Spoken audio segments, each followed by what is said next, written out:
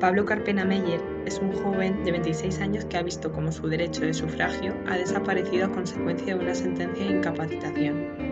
Tiene discapacidad intelectual, algo que él y su familia consideran que no es motivo suficiente para privarlo de uno de los derechos fundamentales que constituye la condición de ciudadanía plena. Pero Pablo no ha sido la única persona que ha visto cómo su derecho de sufragio ha desaparecido casi de la noche a la mañana. En las pasadas elecciones, casi 100.000 personas no pudieron votar a consecuencia de una sentencia de incapacitación.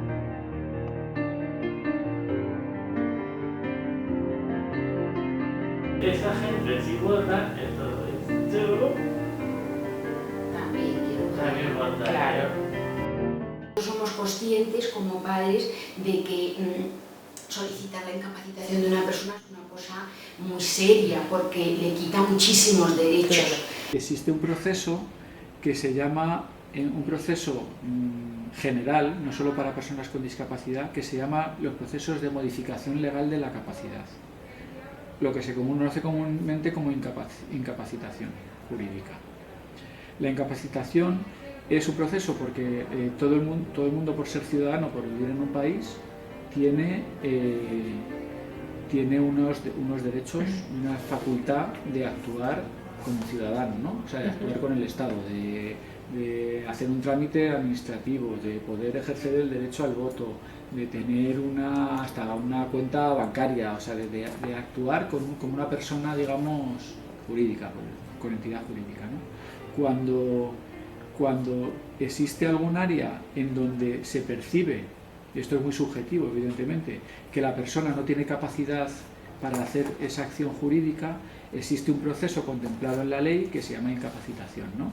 Ese proceso tiene que ser, imaginaos que es una cosa delicada, quitarle un derecho como ciudadano a una persona, tiene que estar tutelado por un ente judicial, por un juez, una autoridad judicial, ¿no? Entonces tiene que haber un proceso judicial con una sentencia de incapacitación y esa sentencia de incapacitación dice pues que esa persona, o sea, nombra un tutor de esa persona y es el tutor de esa persona quien ejerce por él esos derechos, ¿no? Estás sometiendo a una persona que es muy vulnerable porque no tiene las herramientas que tenemos nosotros para manejar situaciones y porque encima sus emociones, tanto de pena como de alegría, es como que se descontrolan. Tú has dejado a esa persona en un mundo en el que hay muchas personas maravillosas y entidades maravillosas, pero muchas otras que no. Entonces, por proteger a Pablo, pues nos lo aconsejaron, nos costó tragarlo, tiene 2 hermanas mayores que además dijeron que eso era una barbaridad.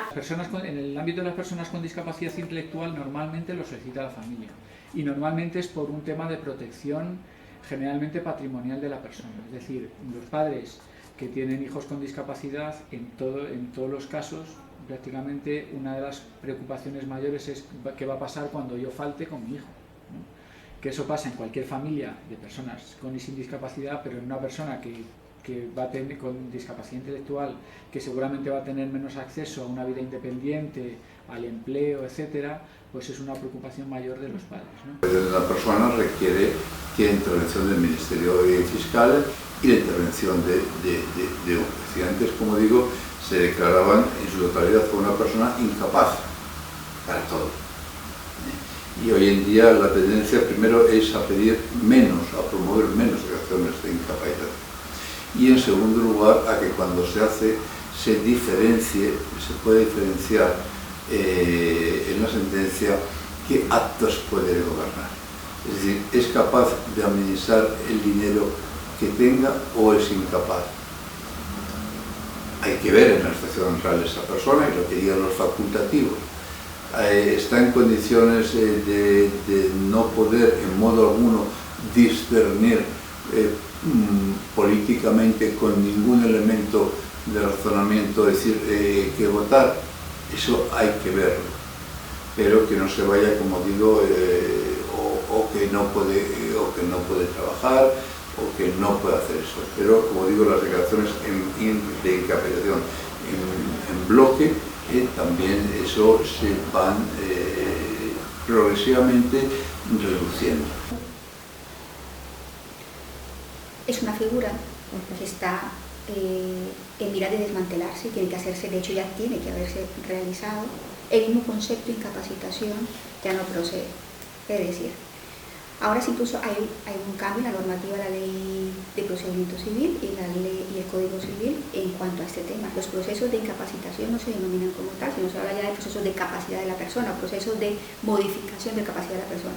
La incapacitación es un proceso porque todavía gente está, es un proceso en donde se sustituye la capacidad de la persona. O sea, hay conceptos como capacidad de obrar. Es decir, a la persona era como si se le quitase esa capacidad por ciertas circunstancias, o bien por una discapacidad intelectual o por el propio envejecimiento. Hemos incapacitado para que por su vulnerabilidad no se aprovechen de él, pero ahora se puede dar la circunstancia que por tener esta persona sin ningún derecho ni capacidad de decisión, otros vengan, que no seamos su padre y su madre, o incluso nosotros que se nos vaya a la cabeza, y le manejemos de tal manera y él no pueda defender sus derechos cuando ya tiene criterio suficiente para muchas cosas. Entonces, como nosotros eso no lo queremos, ¿no? Y nadie menos, pues ahora hemos pedido, pero nos está costando mucho trabajo. Porque claro, la incapacitación que tienes total, ¿no? Total. Entonces ahora hemos pedido la curatela, o sea, que la parte económica seamos sus tutores, pero que el resto se la dé. Entonces, en mayo o en abril, ya no me acuerdo, nos citaron, fuimos a juicio, primero le hicieron una entrevista a la forense y nos la hizo a nosotros, y la forense mantiene que hay que seguir con la incapacitación total. Y nosotros no estamos de acuerdo. Es complicado porque, claro, es un nuevo proceso judicial que a lo mejor tarda un año, y porque ese proceso judicial a su vez conlleva unos gastos, unas tasas judiciales del proceso y tal. Con lo cual muchas familias, si no están muy convencidas, no se animan a hacerlo. Pero también es verdad, por ejemplo, el tema del derecho al voto ha sido muy revulsivo para que haya familias concienciadas que intenten revocar la sentencia. De hecho, el 17 de junio de 2016, más de 1.500 personas exigieron frente al Congreso el derecho a voto para las casi 100.000 personas con discapacidad que no lo tienen reconocido. El acto celebrado por CERMI contó con la participación de organizaciones y con representantes del ámbito político. El votar por un tema importante, que es... Espera, son cosas difíciles, pero tú querías votar porque querías ser como los demás. Entonces, otra cosa a considerar es que si nosotros queremos que las personas con discapacidad intelectual tengan su sitio en la sociedad y estén integradas y se sientan parte de ella con derechos y deberes, pues tienen que tener parte de esos derechos, ¿no? Porque Pablo siempre se está midiendo con sus hermanas. Justamente, para dar voz a Pablo y a las más de 1.000 millones de personas con discapacidad en el mundo, representantes de 86 países trabajaron durante meses para presentar la Convención sobre Derechos de Personas con Discapacidad a finales de 2006 en la sede de la ONU. En el 2006 sale a la luz lo que es la Convención Internacional sobre los Derechos de Personas con Discapacidad de la ONU.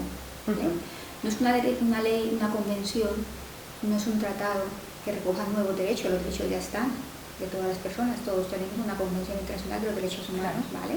Sino que lo que pasa es que se especifica, hace más incidencia en esos derechos. La Convención, que es un tratado internacional, cuando cualquier Estado ratifica esa Convención, significa que lo estipulado en ese tratado forma parte del ordenamiento jurídico de ese país que ratifica. Y España ratifica la Convención y el protocolo facultativo en el 2008. Por lo tanto, de 2007, 2007 a finales, pero lo tiene que hacer efectivo a partir de mayo del 2008. O sea, a partir del 2008 es cumplimiento obligatorio la Convención.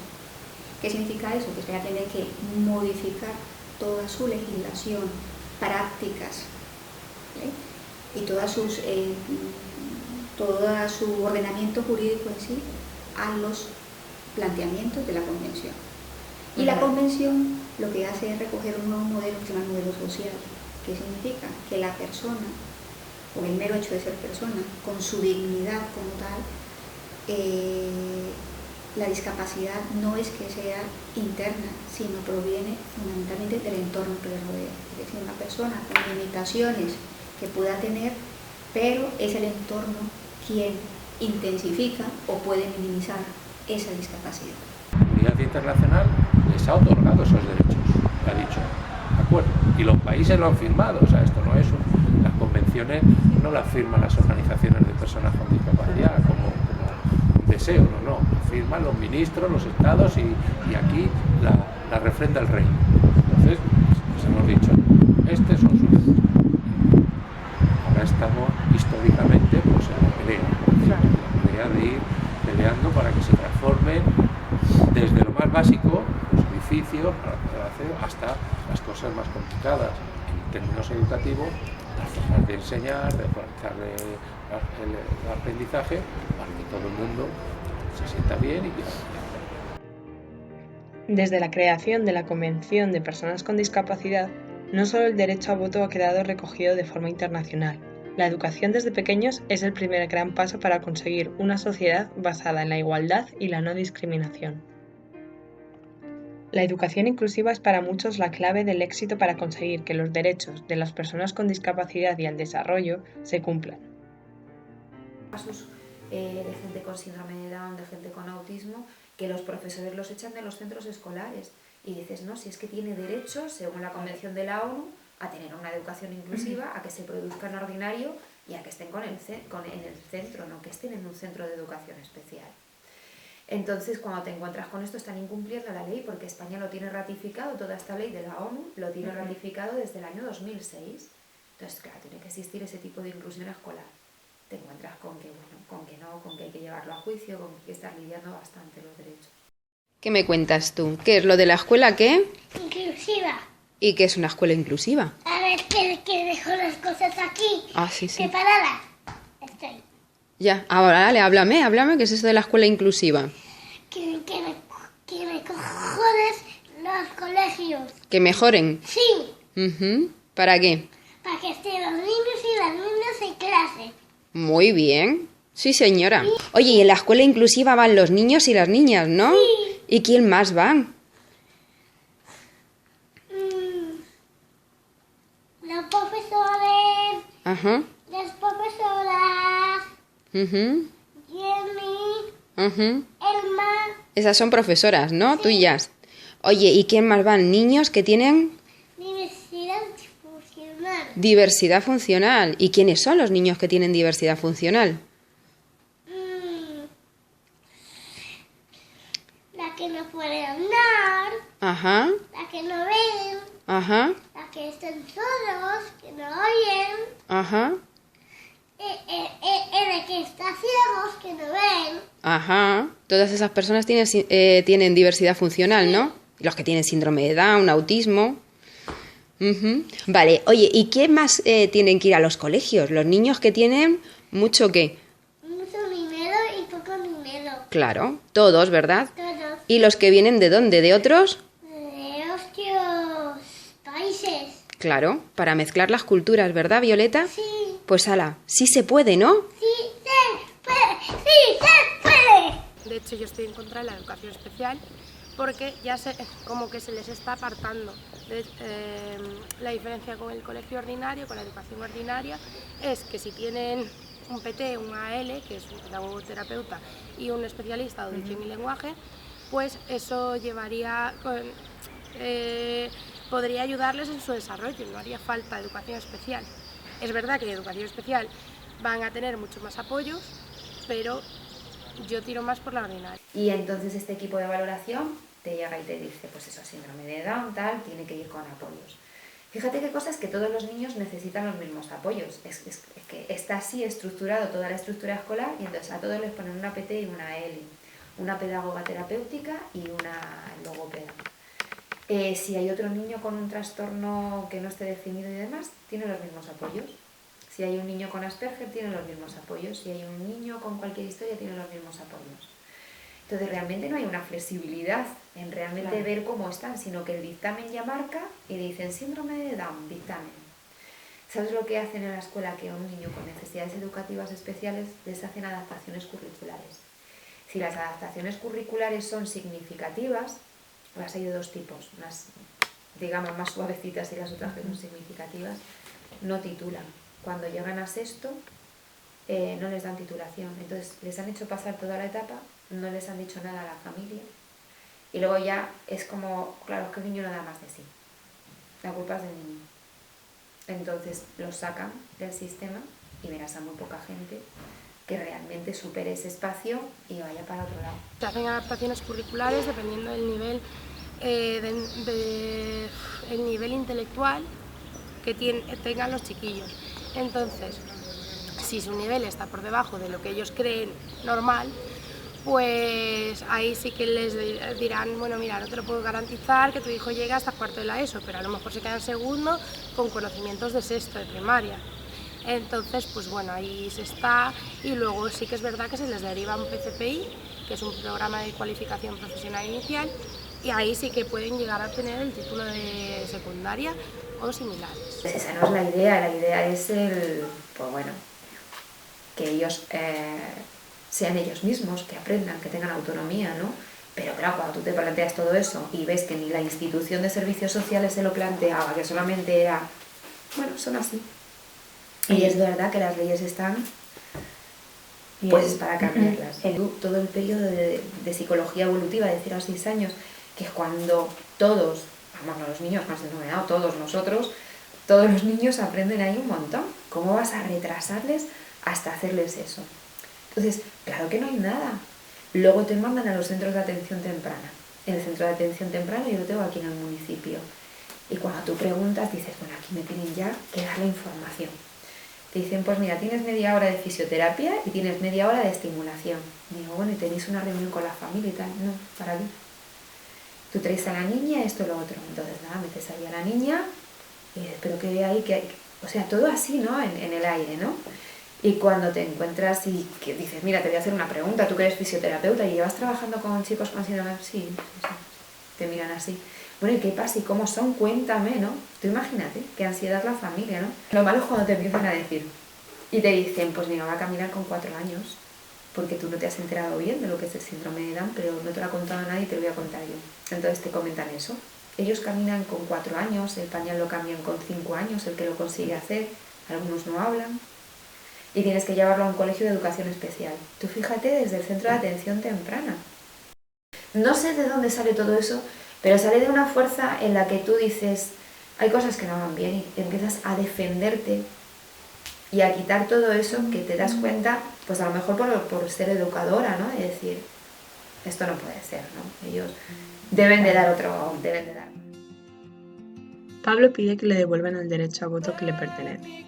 Violeta, ya desde la infancia, hace saber al mundo que ella es capaz de todo y que no va a dejar que sus derechos desaparezcan en papel mojado. Primero fue conseguir la educación inclusiva y en un futuro hará valer su derecho a voto, como Pablo. Pablo y Violeta no se conocen, tampoco sus familias. Quizás sus caminos nunca llegan a encontrarse, pero, sin saberlo, todos ellos tienen algo muy importante en común que les une: el deseo por la igualdad, por la no discriminación y por hacer de la diversidad el rasgo más bonito de una sociedad singular.